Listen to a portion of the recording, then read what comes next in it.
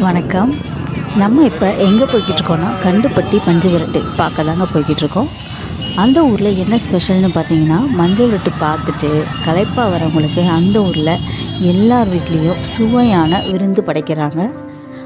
என்னென்ன வகையான விருந்துகள்னு இந்த வீடியோவில் நான் காமிச்சிருக்கேன். பாருங்கள், லைக் பண்ணுங்கள், ஷேர் பண்ணுங்கள், சப்ஸ்கிரைப் பண்ணுங்கள்.